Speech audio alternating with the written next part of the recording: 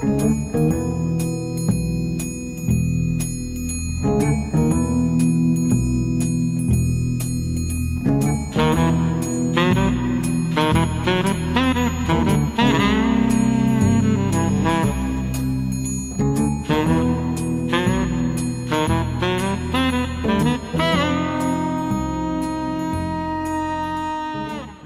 taas, head saatekuulajad! Saates osalevad elektriinseneri õppejõud Andres Saukas ning saadet juhin mina, Marju Maripuu, tuntud sisulooja, suunamudjem, konstruktiivne mõtiskleja ja uudisteportaali eesti.com toimetaja ning saatejuht. Tehnokrat alustab. Eelmine saadet Tehnokrat 34 võeti hästi vastu, samuti laekus palju küsimusi energeetika kohta nii Eestist kui mujalt. Jätkame tehnokraatlike teemadega, nii et täna sellised küsimused. Kas Rootsis on ka näha rohelise terase tootmise suurfirma lõppu? Miks tuul ja päike ei aita Saksamaal tööstusel õitseda? Kas USA ja Katar võivad veeldatud maagaasi tarned Euroopasse katkestada? Palun, Andres. Tervist, mõistust ja tarkust alati soovin teile. Ja soovitan veel ka kõrval vaadata neid, mis mul siin külje peal on, Mendelejevi ja Jan Järviku pildid ja universumi ainuväljast räägime, siis saame tehnokraatlikult ja muud asjadest aru. Ja need saated saate jälgida nii uudiskeskus.ee või siis eesti.com. Samamoodi on need ära, kus emeriitprofessorid suhtlevad ja räägivad sellel teemal. Nii, ja lähme siis, mis me siin räägime, hakkame siis oma kokku pakitud väikest seda mälukest lahti tegema ja kas me saame siit midagi endale külge, see on teie enda teha. Mitu korda või kuidas te mõtlete läbi või ei vaata üldse. Nii et lähme slaidide juurde. Nii. Ja tulebki siis esimene slaid lahti ja esimene küsimus, nagu siin oli. Kas Rootsis on näha rohelisi terase tootmise lõppu? Et suur terase tootja tahtis ka roheliseks kasutada. Näete, ja ongi selles report 24. olemas. Roheline teras ja katastroof ka Rootsis. Põhja-Rootsis soovib ettevõtte Stegra ellu viia nõnda nimetatud rohelise terase projekti. Kuid pärast kulude kontrolli alt väljumist napib sellel mitme miljardi dollari suuruse projekti jaoks investori, kes oleksid huvitatud investeeringust. Pärast Nordvolti on kaugel põhjas silmapiiril järjekordne nõnda nimetatud roheline pankrot. Pildid on ka selle juures päris õudsad, vaadates, kuidas see tehas seal ümberringi on räämas, kui te vaatate seda report otse pilte. Ma ei hakka pilte panema, sest ma võib-olla kui tekib inimestel soovid, siis võime ka pildimaterjali sisse panna, võib-olla pildimaterjal on parim asi juurde. Aga praegult paneme siis selle saates edasi. Üha rohkem väidetavalt rohelisi projekti ebaõnnestub plahvatuslikult kasvavate kulude ja investorite puuduse tõttu. Näete, investor peab jule loll olema, et oma raha sinna panna rohepöördesse. Sellel investor siis ainult ta saaks olla, kui tal oleks tutvusi näiteks päikese või tuulega. Et räägib ära, et mul on sealt vaja see kasum kätte saada, see samane värk ära, nii nagu nõukaajal olid need suured bensiini, terved esselonid läksid nende joodikute nahka, ühekordse tehinguga võeti, lepinguga müüdi maha, oli olemas, pärast kui vaadati, maksuamet läks otsima seda, see elas keldris ja ta oli saanud seal 3-4 pudelit viina selle tehingu eest, ei teadnudki, millega ta tegeles, aga tal oli pass taskus ja siin on sarnane variant teistpidi praegult, et investor peab loll olema, kui see, ütleme, see pomps või siis see vaene prügikasti poiss, kes eluga hakkama ei saa. noh, ja neid tuleb võib-olla siia jälle, see tollal oli ka, et nad ei saa aru, et riigikorra või mingi asja muutus tuleb töökohtade kaotus, koondatakse ja lihtsalt läheb, kes läheb viinaga, sõbruneb ära ja muutubki kohe pomsiks, nagu öeldakse. Kahju, ja ka nii on see kogu aeg toimunud ja ta toimub ka edaspidi. Üha rohkem väidetavalt rohelisi projekte need ebaõnnestub, et ei tule investorit, kes on valmis investeerima suuri summasid kahjumlike projektides. Sama kehtib ka Rootsi kohta. Strega, mida kliimafanaatikud ülistavad rohelise terase, mõelge, kus on terase tootmine, milline suur energiahulk peab seal olema, et seda tera maagist sulatada seda teraseks ja rauaks välja, siis need filme olete näinud, kus need Martin ahjud ja need suur kuumus sees ja vesi või teras või raud voolab seal nagu vesi punane ja mehed on seal niisugustest maskides sees ja nüüd tahetakse mingi tiivikuga ja tuulikuga seda terast toota. Kui see tuul ära jääb, teras jõudis soojaks minna, see maak, siis ta jahtub jälle ära või mõelge ise, see on võimatu, seda ei tule välja, see on raske lugu. Nii, sama kehtib Rootsi kohta, näed, et pioneerin ei suuda lõpule viia Põhja-Rootsis. Need ei suuda seda tehast teha, et seal on tuulikud ja ärad. Ja näete, Financial Times aruande kohaselt on ettevõttel, mis varem oli tuntud kui HAS2 Green Steel ehk vesiniku peal ka teha. Tehase valmimiseks on puudu umbes 1,5 miljardit eurot. Meil on puudu need 1,6 miljonit tudengite otsimiseks, et oleme selles suunas, aga seal on näete arv suurem. Põhjus, suurenevad ehituskulud, samad Rootsi rahastajad, kes seisavad pankrotistanud akutootja Northvolti taga, näete, akutootja on ka läbi omadega juba, päikesepatareid või akutootjad ei ole. Algatasid ka selle miljardi dollari suuruse raiskamise. Nad tegid ju seal ja rohepööre mõte on hea, lootsid, et rahval on nii palju raha, aga mõelge nüüd ära, mis riigikord või kes on seal Rootsis nagu suurmees. Kas ei ole järsku kuningas?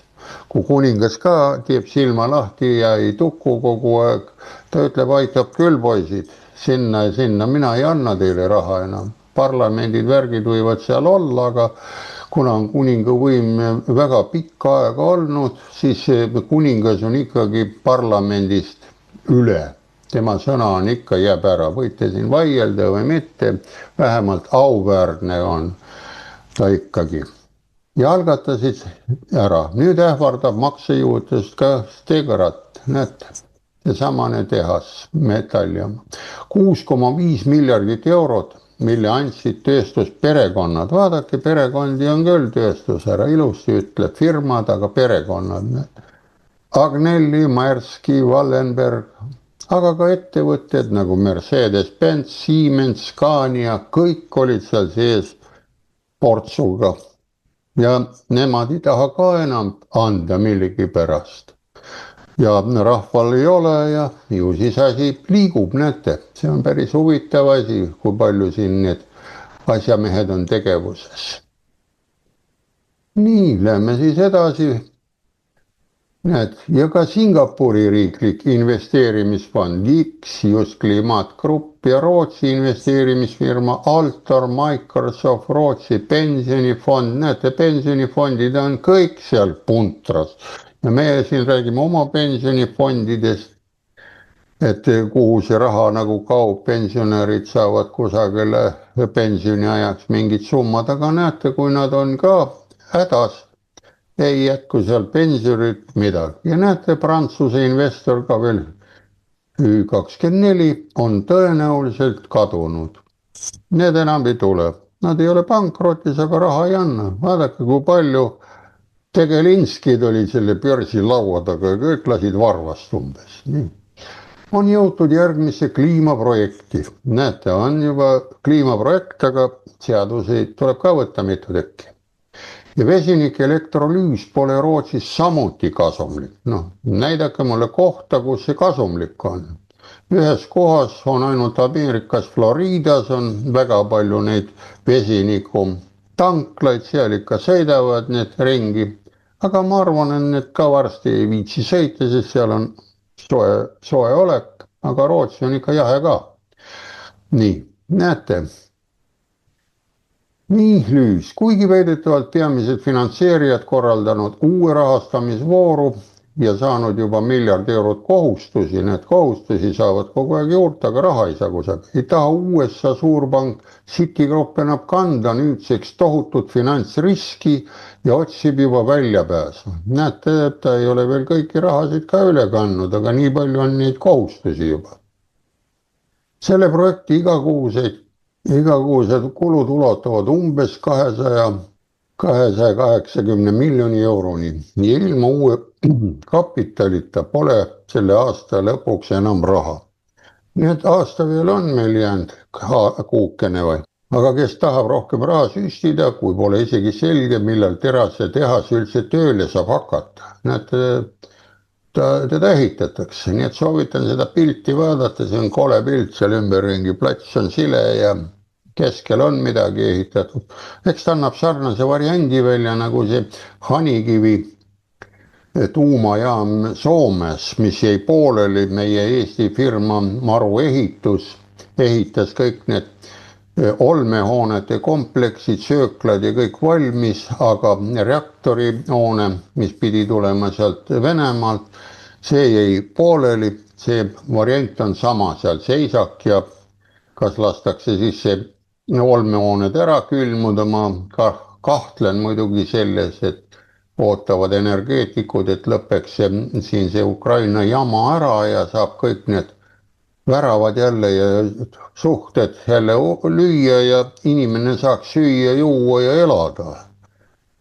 Ja oligarkid, kes seal äri teevad seal Ukrainas, et need ehk maksaksid asja kinni, kui nad on ära viinud. See on jälle vahemärkus, et kõik on hädas tegelikult selle jamaga siin, mille nimi on sõda. See on kõige suurem jama tegelikult, inimeste ära kõhuhädad ja haigused, need on mööduvad, aga sõda võtab ka elusid. Nii et midagi on väga raske. Nii. Ja veel enam tekib küsimus, kes üldse ostaks naeruväärselt kallist rohelist terast. Siin terase tootmine on, et kõva energia läheb kivisütt ja kõiki seda soladada, aga kui nüüd hakata alalisvoolus tegema seda vahelduvvoolu ja siis see vahel on, vahel ei ole, nii nagu asjad toimivad, kes seda ostab siis? Kuid tavapärasest toodetud teras on oluliselt odavam. Tasub meeles pidada, et vesiniku tootmine on äärmiselt energiamahukas ja kujutab endast juba praegu energiatõhususe seisukohast kahjumlikku olukorda. Näete, lugege sinise kriipsuga on kõik sellest report 24. Isegi tavapärases mõttes, kui palju rohkem see maksaks, kui kasutaks kallist, ebausaldusväärset ja vahelduva tööajaga elektrit. Näete, elektrika vahelduv tööaeg on talle pandud ka sinna kirja. Nii, küsimus sai läbi ja nüüd tuleb siis järgmine, teine küsimus, mis siin oli. Miks tuul ja päike ei aita Saksamaal tööstusel õitseda? Näete, see eelmine punkt juba näitas ka, miks ei lase terast toota. Vaatame, mida siin pakutakse välja. Minul ei ole siin mingisugust pakkumist varianti. Miks tuul ei aita talvest üle? Ükskõik kui palju tuuleturbiine ja päikeseparke te paigaldate, on need kasutud, kui tuult pole ja päike ei paista. Ma arvan, et selle vastuse oskab ka esimese või teise klassi õpilane rääkida. Kui päike ei paista, on külm ja ujuma ei saa minna ja sealt hakata edasi minema. Ja vot sellepärast ma arvan, ongi 1,6 miljonit, et tudengid on juba sellises seisus, et neid on vaja otsida 4 aastat. Tallinna Tehnikaülikoolile eraldati 1,6 miljonit eurot, et nad otsiksid nagu kurjategijaid või kuidas. Nii. Ja näed, praegused Agora andmed näitavad juba oktoobri kohta katastroofilisi numbreid. Milline elu on siis talvel, küsitakse. Saksamaal on sügis, pime aastaaeg on alanud ja juba hakkavad energiasiirde nõrgad kohad taas ilmnema. Selle illustreerimiseks piisab pilgust Saksamaa igapäevasele elektrienergia tootmisele ja tarbimisele. Näete, siin tuleb ka välja, nii nagu meil Elering näitab. Ära ennem tuli otsida, aga nüüd ta paneb ERR-i sinna alla pildikese, et inimesed harjuksid ära nende suurte hindadega ja oleksid vait, kähiksid oma ette ja asi läheb neil rahulikult edasi.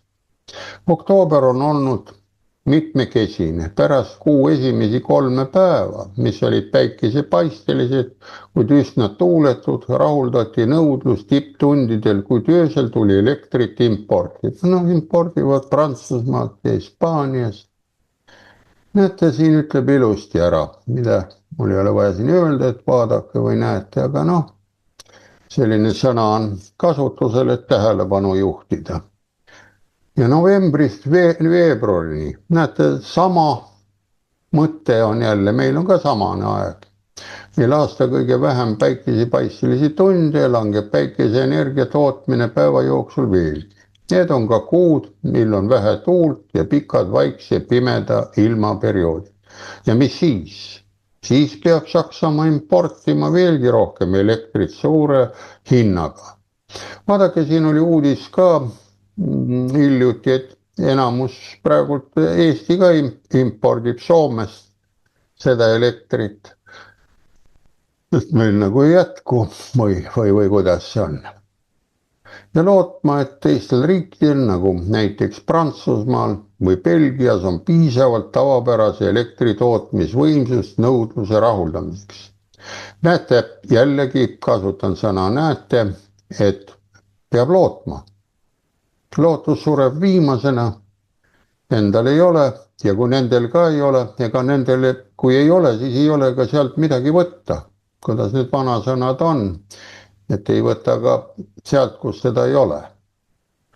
Selle energiapöördega on Saksamaa asetanud end ohtlikku olukorda, kus see sõltub mitte ainult ilmastikutingimustest, sõltuvast ja kõikuvast kodumaisest elektritootmisest, vaid ka välismaal tavapäraselt toodetud elektrist. Sest kui tuule- ja päikeseenergia Saksamaal endal rikki läheb, pole olukord parem ka naaberriikides. Nüüd päike on kõrvalriigis sarnane ju. Pilved vahepeal segavad, aga kui on ikka madal rõhkkond Botnia kohal, nii nagu meil ilmateade ütleb, siis küll see Botnia mõjub ka Saksamaale ja Belgiasse. Olukord ka naaberriik. Seejärel peaksid nende naaberriikide tuuma, söö- ja gaasiküttel töötavad elektrijaamad lünga täit. Näete, nendel veel on ja panevad need käima ja saabki ära. Nii nagu meilgi see värk toimetab. Nii, ja nüüd läheme siis huvitama juurde jälle. Näete, siin arvatakse, et ikka USA ja Katar töötavad hea meelega ja jooksevad kohe Brüsseli neiude sabas, aga tundub, et seal on ka sirgeseljalisi meesterahvaid, kes ei võta hooga asjast seeliku saba järgi. Maailma 2 suurimat veeldatud maagaasi tarnijat, kelle gaasita oleks Euroopa Liit ammu pimedusse vajunud, on Euroopa moraliseerimisest tüdinud. Näete, Euroopa ütleb, et te panete ikka, mehed panete kleidi ikka selge ja kõrvarõngad meestele kõrva ja teete nii, nagu meil oli meeste isadepäeval oli nagu 2 meesterahva näoga ja lapsed süles olid nagu isad või oli seal ema või ma ei saanud aru. Vot ja proovige seal Kataris või seda pilti seal kandis teha, mis teiega võib juhtuda. Selle saatega minna sinnani, seesamane saatejuht võtaks lindid, saatke ta Katari ja ta hakkaks näitama, printsid tulevad, viskavad jalad üle põlve ja kuidas meil siis see saatejuht seal tunneks ennast ja need vennad ka kaasa ja mis te arvate, ma ei tea, mõelge selle peale. Kas Brüssel loobub oma tsentraalses planeeritud kliimafanatismist? Meie veel loobu midagi, meil on kliimaseadus tulekul, ilma hääletamata võtame vastu. Või võib manner külmuda? Vot see asi on õige nüüd. Washington ja Doha on eurooplaste roheglobalistlikust enesehävitusmissioonist tüdinud. Näete, nad ei viitsi möliseda, neid seatakse seadusi teie ette, et kõnnite seal seelikuga, kui tulete või võtate üldse püksid jalast ära. Ja näed seal Times teatel ähvardavad USA ja Katar, kellest said pärast Venemaadega ise tekitatud lahkuminekut Euroopa päästerõngas. Näete, ise läks Venemaast lahti. Kirjutab siin just see Financial Times. Kirjutab sellest, et ise läksite Venemaast ära, ega keegi ei olnud. Näete, võite ka selliseid lehti lugeda. Nii, nüüd peatada veeldatud maagaasi tarned. Näete, see on ka peatamise tarned, need on ka see sinise joonega all. Ja näete, kes ütleb nüüd. USA energeetikaminister Chris Wright ja tema Katari kolleeg Shad Sherid Al-Kaabi on saatnud Euroopa juhtidele ühiskirja. Selles annavad nad ühemõttelise hoiatuse kavandatava ettevõtete hoolsuskohustuste direktiivi kohta. Kui Euroopa jätkab oma energiatarnijate ahistamist kliimamäärusega, ma paneks siia juurde kliimaseadusega, siis gaasivarustus katkeb. Mõtelge, kui Euroopas katkeb, kas me saame ka kusagilt, me siin kõrvalt ei taha Ust-Luugast võtta. Ma arvan, et sealt saaks ju võtta, küsida, helistad sinna, kuule, teeme ära, ma maksan sulle raha, tulen laevaga järgi, ma arvan, et nad annavad. Kavandatav direktiiv kohustab rahvusvahelisi korporatsioone arvestama oma tarneahelatest inimõigustega. Näete, inimõigused tulevad sisse seal, Euroopa ütleb, et ennem me teilt gaasi ei võtta, kui teil on inimõigused korras. Aga ei seleta, mis inimõigused on ja mis, ega minagi ei tea, mis see euroopalikud väärtused tänapäeval on. Ennem ma teadsin, oli kultuur ja muusika ja kunst ja Euroopa oli kõrgtasemel. Aga nüüd ma väärtusi ei tea, kelle käest küsida ei oska ka. Ja näete, ja kliimaeesmärkidega, kliimaseadusega. Võtame selle vastu, oleme kohe USA ja Katari ka jälle jamas või sõjas, umbes selles majandussõjas, et ta ei tee välja meid. Need siin on energeetikaminister Chris Wrightile, saab teada, et seal on Eesti ka, kirjutas meile mingi ettekirjutus. Ja selle rikkujad ootaksid trahvid kuni 5% nende ülemaailmsest tulust. Need ütlevad, kui rikud ära, siis Ameerikale panevad trahvi ja Katarile ka 5%. Nii et tuludes, vaadake, kui kõvad on meil Euroopa neiukesed või naised. Nii et mõtelge ja lähme edasi. Ja teisisõnu, Brüssel eeldab ülbelt, näete kui ilusti ütleb ja see on sellest tõlkest otse võetud saksa keelest, et karistab välismaised ettevõtteid väljaspool Euroopat, kui nad ei tegutse vastavalt EL-i standardit. Näete, Ameerika, USA vist ei ole Euroopas või on, mõelge. Ja Katar ja ütleme Araabia maad, need ei ole ka vist Euroopas või on, ja ma ka ei oska, võib-olla on Euroopa ja geopoliitika ja geograafia kõik sassi pandud. Ja näete, Washington näeb seda rünnakuna oma majanduse vastu. Lõppude lõpuks Euroopa Liit võtnud endale kohustuse osta 2028 aastaks $750 miljardit väärtuses Ameerika energia. näete, ta on võtnud nagu kohustuse. Ja siis hakkab õiendama, et kuule poisid, sa seda kohustust ei täida.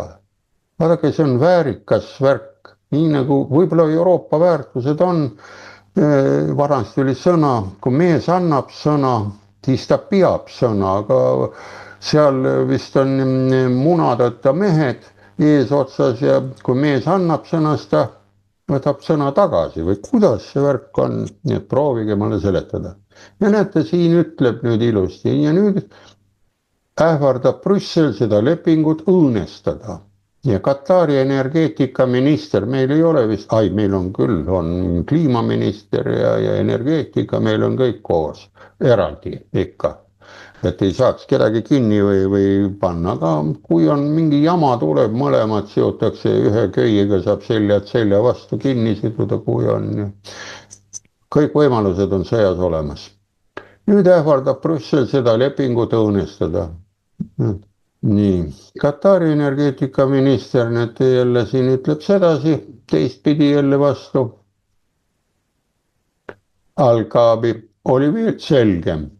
Otsekohal, seal on mehed sirgema seljaga veel, sest Ameerikas on see demokraatia praegult ja need sõda ikka seal, ega trumbil seal kerge ei ole koos oma meestega, aga islami Muhamedi maailmas on asi ühepoolne, kui ütleb ikka see mees on valitud, siis seda peab kuulama, sest proovi seal ära, kui oled selles usus 5 korda pead palvetama, jätad palve ilma põhjuseta vahele. Jamad tulevad. Ma arvan nii, see on minu subjektiivne arvamus, ma ei ole selle usuga seotud. Ma käisin küll muidugi mossees, käisin seal seda viimast asja tegema, siis ma nägin mehed ja kõik seal pesevad enne palvetamist, kõik puhtaks, sest ei kostuks sealt tagantpoolt mingit haisvat lõhna, nad on nii puhtad seal. Ja kui nad 5 korda käivad seal palvetamas, nad on puhtamad kui meie siin Euroopas oma duširuumidega, seda ma võin teile öelda. Nii, ja nüüd ähvardab seda õõnestada. Ja Katari mees ütles selgelt, ilma Euroopa reeglite muutmiseta ei saa riigile kuuluv ettevõte Qatar Energy oma äri Euroopas jätkata. Kõik tõmbab joone vahele. Küll laevaga saab kellelegi teisele ära müüa ja vahetab laevaga ära Havala süsteemiga, võtab seal keegi, kes tahab. Nad saadavad tankerid sinna, kus neid vastu võetakse. Näete, palun, näiteks Hiinasse või Indiasse. Mida kauem see rohelise kokkuleppe Euroopa Komisjon võimul on, seda ulatuslikumaks muutub majanduslik kahju Euroopas. Näete, see komisjon koosneb ju kellest ise mõelge.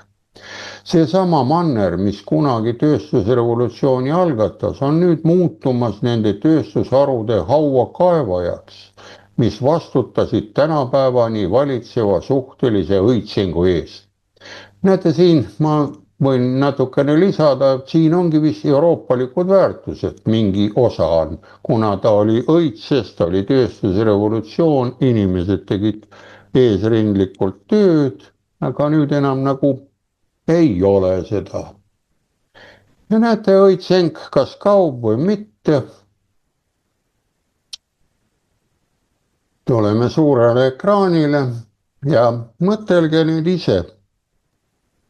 Kas see roheline hullus on ikka otsakorral, kas on vaja siin USA energeetikaministriga möllata, sest siin eelmistes saadetes, kui vaadata eespool, millised suured määrused kirjutas Trump seal tuumaenergeetika arenguks, pandi rahad käima nii koolitus, hariduse pool, seal ei hakata nagu Eesti moodi, ülikool hakkab nüüd otsima neid tudengeid taga, sest seal võtab suur firma raha ette ja käiakse koolid läbi, mööda minnes see sobib tuumaenergeetikuks, sellel on füüsika korras ja sulle ettepanek, tuled 2-3 aasta pärast tööle, nad ei hakka raha kulutama ja lolli mängima umbes niimoodi või kuidas see värk on ja niimoodi tehti, igal pool tehakse.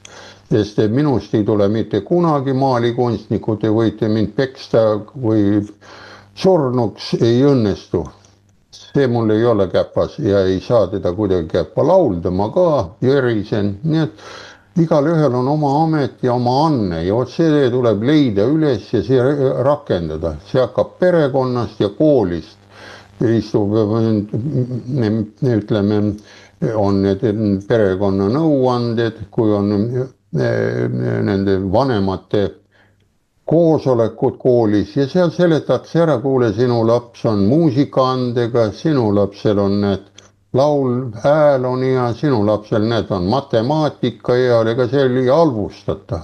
aga ma ei tea praegult, ma olen juba päris vana, kas koolis üldse sellist asja õpetajatel lubatakse teha, et hinnata lapsi niimoodi kõigi ees, milline anne on, seda ma ei oska nagu kommenteerida.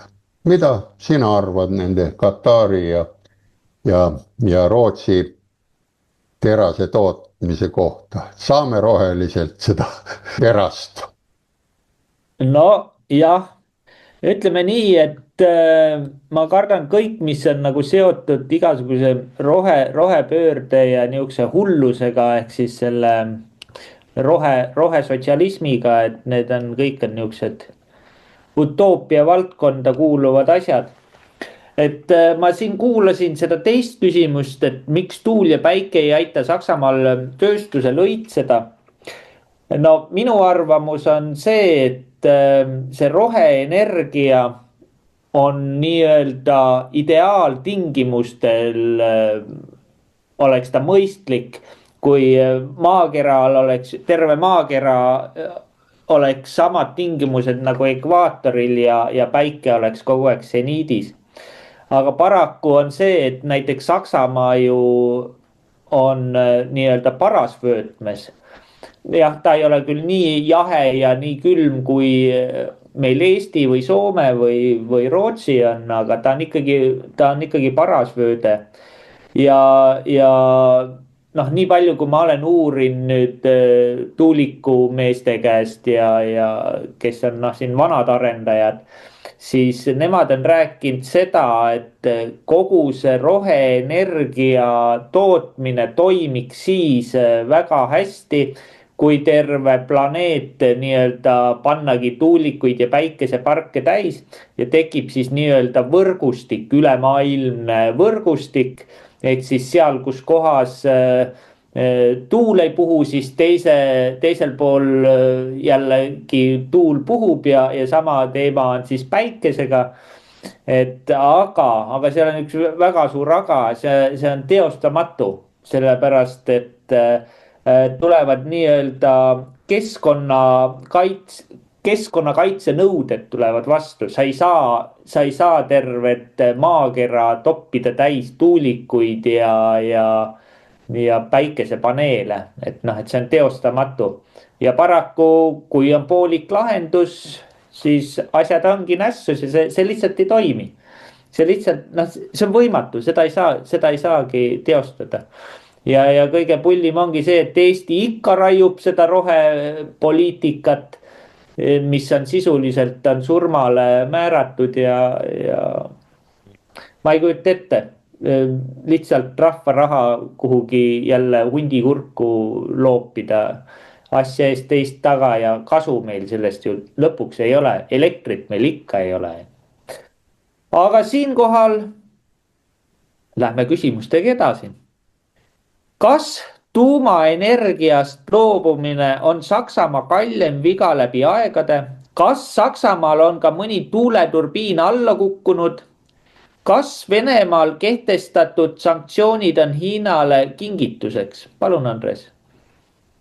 Nii, jätkame nende küsimustega ja mis siin pikalt seletada, vahepeal kommenteerimine nagu mööda minnes. Lähme kohe slaidi vaatama. Nii, saime slaidi lahti ja näete, küsimus on läbi ajaloo kallim viga või? Siin on kirjutab Report 24. Nii, võtame siis need ette, kes selle vea tegid ja miks nad tegid ja võib-olla leiame siit midagi üles. tuumaenergia hoiab ära elektripuuduse. Saksamaa ajaloo kallim viga. No lülitati tuumaenergia välja. Kantsler Merkel algatatud ja Scholzi ning Habecki juhtimisel ellu viidud Saksamaa tuumaenergia järk-järguline sulgemine on osutunud äärmiselt kalliks veaks. Selles näitab selgelt Norra teadlaste uuring. Näete, siin ei ole jälle mina midagi teinud, minu mõte, et Norra teadlased tulid, sest nemad on ka kuningriik millegipärast ja kuningriigi teadlastel lastakse rohkem nagu mõeldes. Mõelge ise sellist huvitavat varianti, kuna Greta Thunberg on ju kuningriigist pärit Rootsist, aga audoktoriks tehti ta Soomes, Helsingis, kus ei ole nagu kuningriiki. Sest mõelge ise, või on siin mingi seos või ei ole, noh seda ma ei oska öelda. Need ja vot selle ajal pandi alus Saksamaa deindustrialiseerimisele, mis toimub tänapäeval ja riigi majanduslik tulevik on ohus. Nõuete kohase uuenduste korral oleksid Saksamaa tuumaelektrijaamad võinud vabalt veel aastakümneid või 2 töös püsida, näete 10 või 20 aastat. Nii nagu soomlane Loviisat pikendas, sai seal siis Olkiluoto pikendused juurde, kontrolliti kõik üle, hauke ja õmblused ja kõik on korras.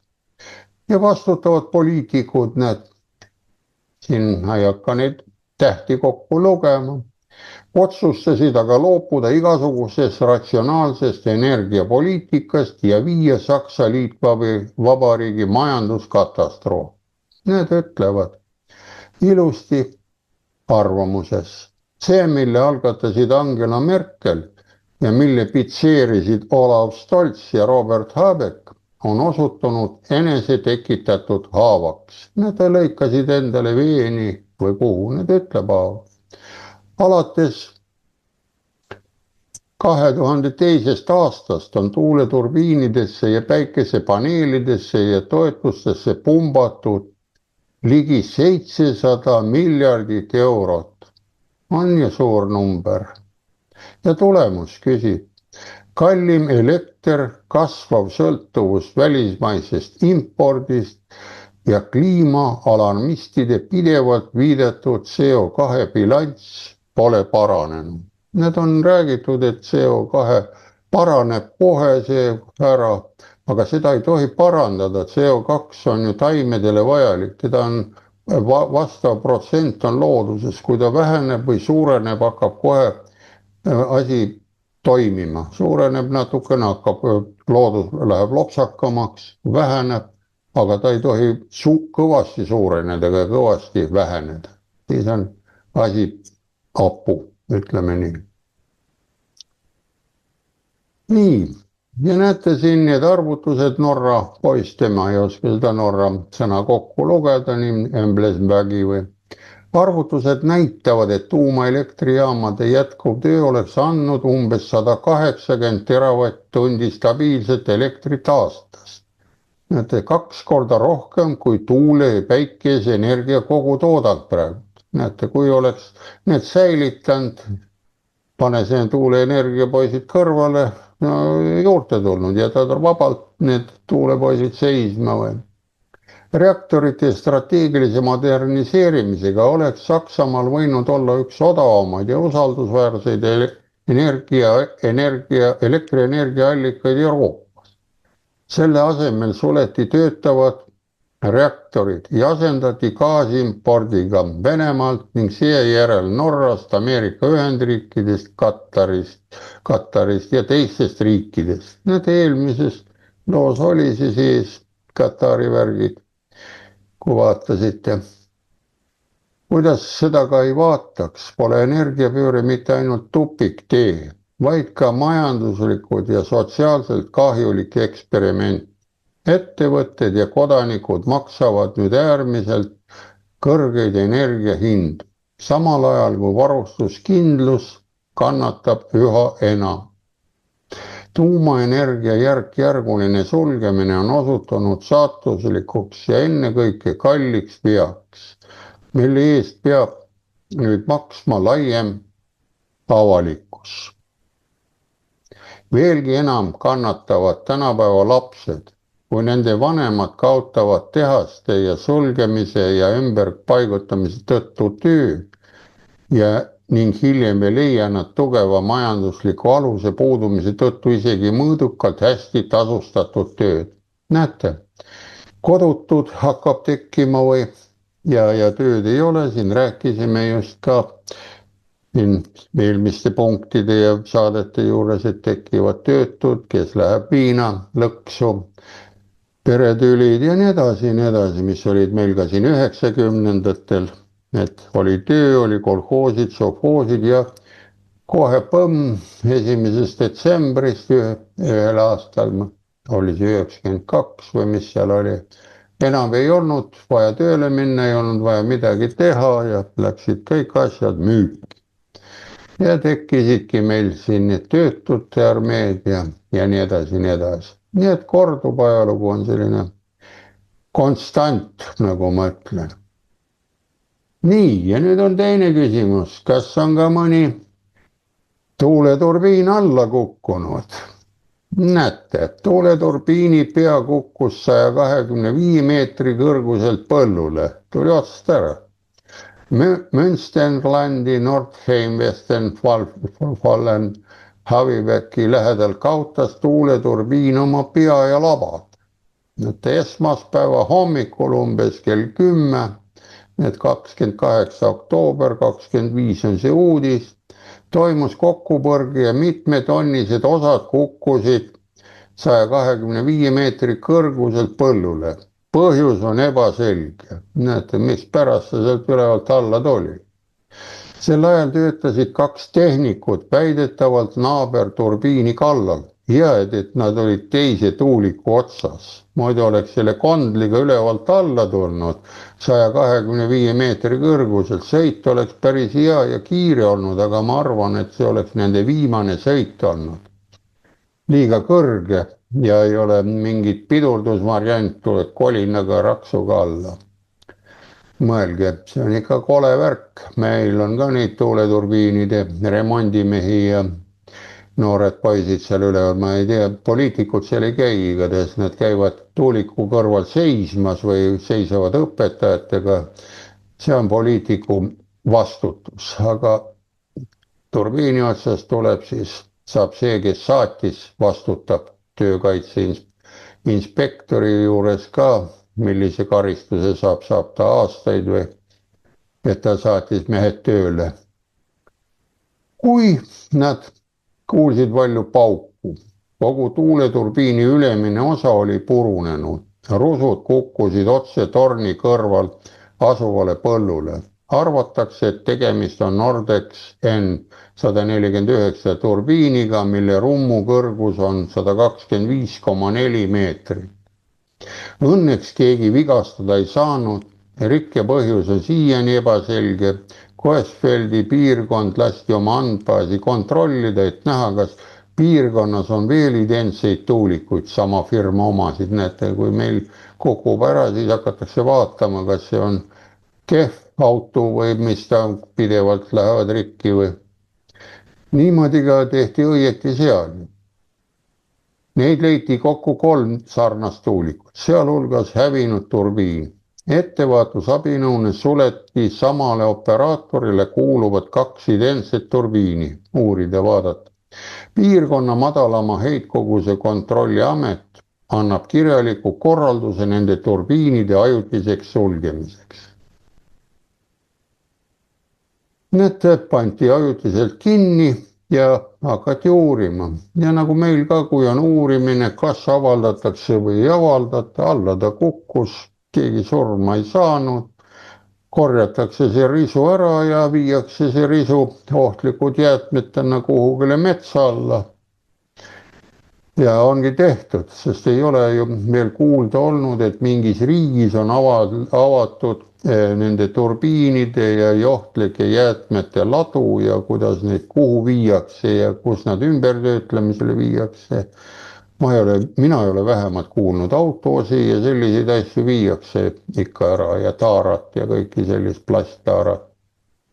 Muidugi seal, kui on seal Aafrika poole peal, siis seal sai ju uputati algus neid plastpudelid ja taarad ja delfiinid ja kalad olid, aga ma arvan, et ehk nüüd ei ole siin viimist, aga võib-olla on ka, ega meil see euroopalikud väärtused lõhuvad tööstuse ära ja tööstus saabki ainult neid ümber töödelda, kui neid ei ole ju, siis saara ja prügi ja kõik jääb tänavatel edasi vedelema ja no see on minu subjektiivne ära, kui ei ole koristajad, siis tuba on ikka risu täis küll. Seda võin teile tõestada, kui tahate. Ja näete, nüüd järgmine küsimus oli, kas Saksamaa, kas Venemaale kehtestatud sanktsioonid on Hiinale kingituseks. Näete, sanktsioonid on kingitusena. Kuidas Hiina haarab Venemaa naftatehingut, ta tahab naftat, tal on vaja. Sanktsioonid on ühiselt väärtustatud läänemaailma ühe populaarsemad majandusrelvad. Lääneriigid said odavat naftat ja said odavat toodangut ja autosid, Opelid ja Mercedesid toota ja panid ikka raha juurde, aga nüüd kui ei ole, Hiina teeb neid asju järgi ja kutsub need autotehased Saksamaalt enda riiki tööle ja kopeerib maha ja nii see elu on kogu aeg käinud. Et teeb ja müüb siia tagasi. Nii, näete. Siin ütleb ilusti, kui taas on kord selge, et need tegelikult ei toimi. Hiinas töötleb üks rafineerimistehas ainult Venemaa naftat ja teenib sellega väga head kasumi. Kui väikeriigid peavad kolmandate riikide vastaste sanktsioonide osas sageli lääne survele järele andma, on suurriikidel teatav eelis. See kehtib ka Hiina Rahvavabariigi kohta, kelle rüppe Venemaad praktiliselt aetakse. Näete, siin on juba arvamus, et Venemaa varsti Hiina oblast võib-olla ja samal ajal, kui paljud riigid enam Vene naftat ei impordi ega ei töötle, on Hiina võimaluse haaranud. Ja kõige värskem näide on nüüd sellest võetud, sinine kriips on lahti lõigatud. Hiina rafineerimistehas Shandong Yulong vaid aasta pärast käivitamist töötab see 400 000 barrelit päevas tootev kompleks peaaegu erandlikult Venemaa naftat. Sest naftasordid, mis eraldi maa seest tulevad, on eri tihedusega, eri väärtusega ja tema on ennast profileerinud selle Venemaa nafta sisu peale, et eraldab masuudid, bensiinid, diislid, kõik sealt vastavalt ära ja müüb siis seda edasi. Mida ostetakse soodushinnaga. Venemaa nõrgestamise asemel on sanktsioonid loonud Pekingi ja Moskva vahel uue ja tuluse kaubanduslepingu. Vaadake, kui te vaatate ka eesti.com ja võin ka teile öelda, paar saadet 3 aastat tagasi sai Objektiivis tehtud, kus kuulas mind üles Indrek Peterson ja Andres Rait Serviti saates. Täpselt sama, et sanktsioonid ei ole lõpetanud ka ühtegi sõda ja nad lihtsalt on kasulik. Mõtelge ise selle peale, miks ta selline on. Kui teil on kõik olemas, teile muutute laisaks, aga kui teilt võetakse midagi ära, peate ikka labida kätte võtma ja minema põllule kevadel ja panema kartuli maha, et ta sügisel kätte saama. Ja vot selline asi vist tulebki siin, et see, kes teeb sanktsiooni teisele, tekitab sanktsioonid iseendale selle kaose. Nii. Ja näete, siin ütleb ka, et said väga hea kaubanduslepingu. Näete. 2025 aasta oktoobris karmistasid USA, Ühendkuningriik ja Euroopa Liit oma piiranguid Rosneftile ja Lukoilile. Kehtestati sanktsioonid ning Euroopa Liit kuulutas Yulongi ametlikult Venemaa energiasektori toetajaks. Nüüd. Lähme edasi. kuid ettevõtted see ei huvita. Nüüd saab ta odava Venemaa toornafta ja saab oma tooteid nagu bensiin, diislikütus, ligroriin ja siseturul kõrgema kasumimarginaaliga müüa. Vaid mõni kuu tagasi oli Yulong, see on Hiina ettevõte, oma toornafta tarned laialdaselt mitmekesistatud. Kanada, Lähis-Ida, Angola, Brasiilia ja Venemaa kaasatud. Ta ostab sealt kokku. Täna koosneb see portfell peaaegu 90% ulatuses Venemaa Uraali naftast. Ja novembrikuu tarned on umbes 350 000 barrelit päevas.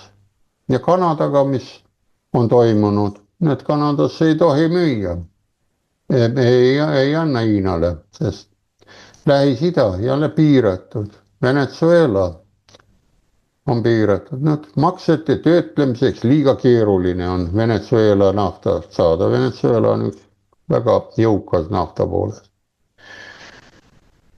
Rahaülekanded on rasked, aga Venemaaga ja saab Jüan ja kui see hakkas pihta, Havala läks käima, siis kohe pank muutis rubladeks ja Jüanideks Hiinasse. See ongi lihtne. Valuutavahetus käib otse, mitte läbi dollari ja mitte läbi eurode. Euro seal ei kõlba, sest see ei ole Aasia riikide raha ja nii edasi, nii edasi. Nad töötavad oma ette.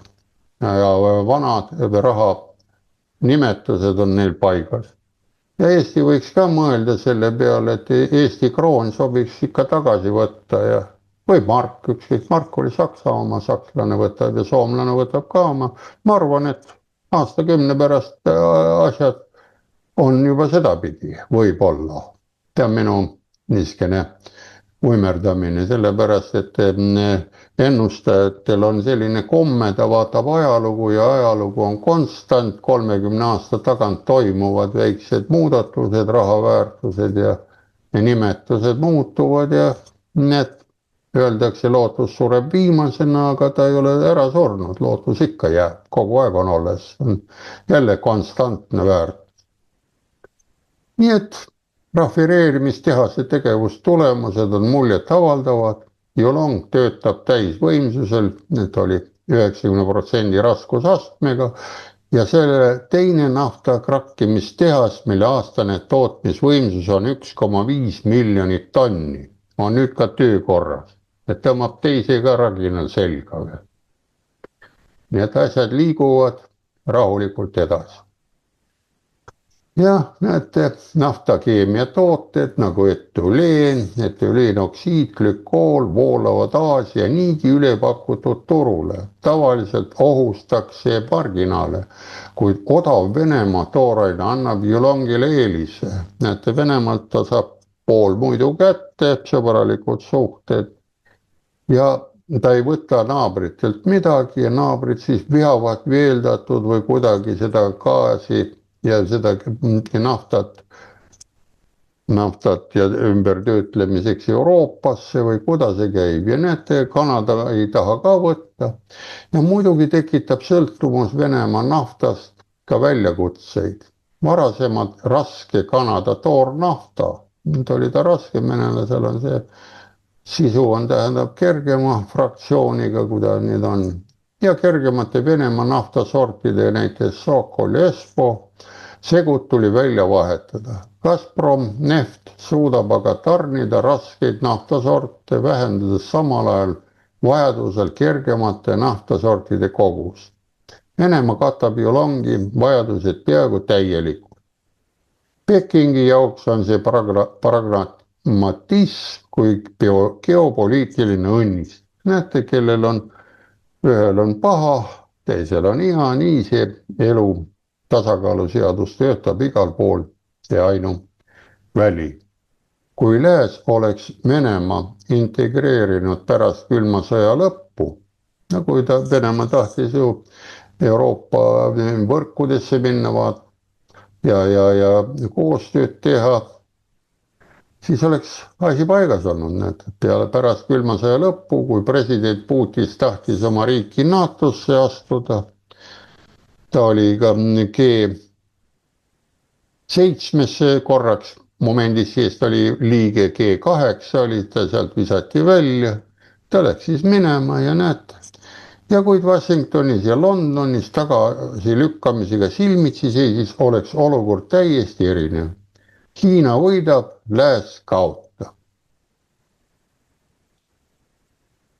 Näete, tuleme suurele ekraanile tagasi ja mõtleme, kõik asjad olid tehtud, tõimatakse küll seda Putinit, aga näete, ta tahtis tulla ja ühendada kogu, aidata Euroopal elada, müüa gaasi, need trassid ehitati, meil olid siin probleemid, et Estlink ja mis seal olid, see gaasitrassid, Truuspa, need on praegu ära lõhutud, aga need on võimalik korda teha seal mere sees, see ei juhtu midagi, sammal kasvab peale, kui ei liigu, ära puhastada, tuukrid saavad hakkama ja asi läheb õieti tagasi paika, sest küll seal Hiinal ka see ületootmine toimub.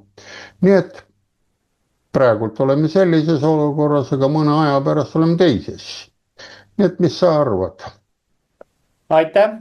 No selles suhtes loomulikult need sanktsioonid tugevdavad Venemaad ja see on tingitud nüüd sellest, et Venemaa on kõik see aeg ise tootnud süüa, tal on omad maavarad ja kui need ennem nad läksid välja siis teistesse riikidesse, siis tänu sanktsioonidele on nüüd piirid nii-öelda peale pandud ja see, mis läks ennem välja, on nüüd suunatud siseriiklikult Venemaa enda arendusse.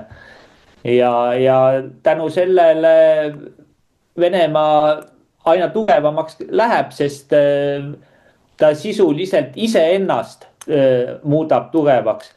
Kui nüüd mõelda Eesti peale, Eesti ja Venemaa võrdlus, kuigi need kaks on nüüd öelda võrdlematud, aga kui nüüd Eesti peaks olema samas seisus nagu Venemaa on, siis Eestil oleks väga kiirelt lips peal, sellepärast et Eesti ei tooda midagi. Ja kui nüüd kõik see toit, mis tuleb Eesti sisse väljast, kinni keeratakse, siis Eesti langeb väga kiirelt blokaadi ja siin ongi ohumärk on just Suwałki koridor ja seal ümber toimuv, et seal olid ju teemad, kus ähvardati Kaliningradi Venemaaga ühendus ära kaotada, nagu nii-öelda see Kaliningrad jätta nagu blokaadi tänu sellele Ukraina sõjale. Ja kui see nüüd peaks juhtuma, siis ongi see teema, et Venemaa lõikab Suwałki koridori ära juba sellepärast, et tagada kaubavahetus Venemaa ja Kaliningradi vahel. Aga see tähendabki omakorda seda, et kogu Baltikum on kotis, omakorda blokaadis. Ja ainult selle vahega, et kui Venemaa on nagu oma sanktsioonidega on ta nagu surutud blokaadi, siis Venemaa suudab ennast ise toota ja ise ellu jääda. Aga kui Baltikum niimoodi tõmmata kotti, siis pikka pidu ei ole, sest meil on ju väike põllumajandus on ära tapetud terves Baltikumis sisuliselt. Et üks suur näljahäda ja üks jama hakkab pihta. See on minu hinnang. Aga siinkohal aitäh ja järgmise korrani. Nägemist.